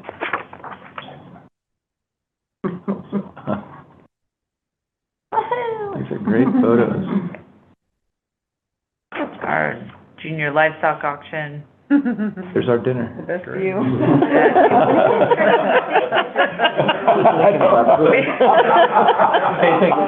I did see that.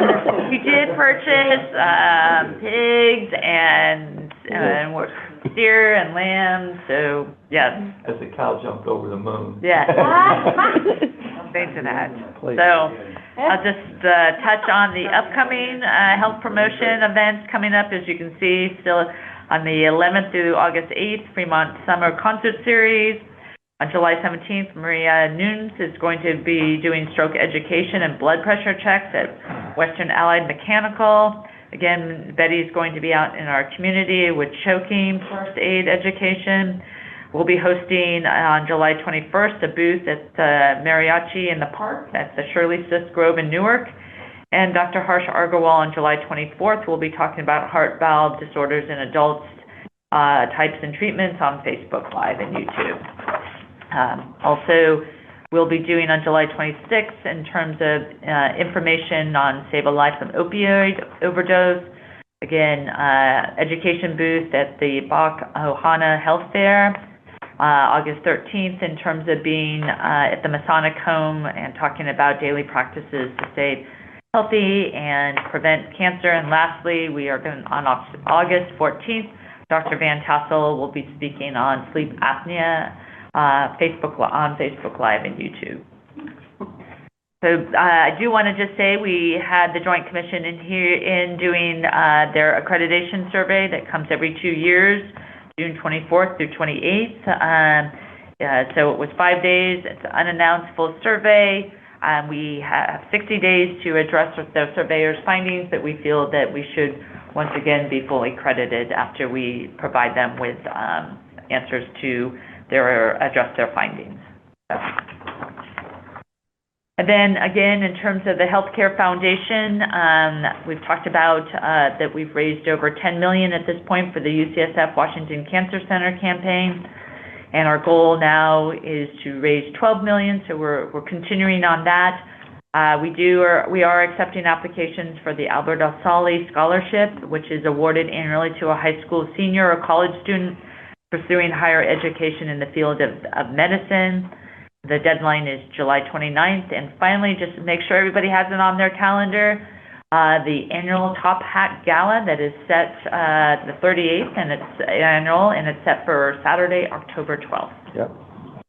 Just lastly, our board of directors have been busy also out in the community attending many events too. And that is the report that I have, for now. Good. Thank you. Going? Any announcements? No announcements. Good. With there being no further business, the meeting is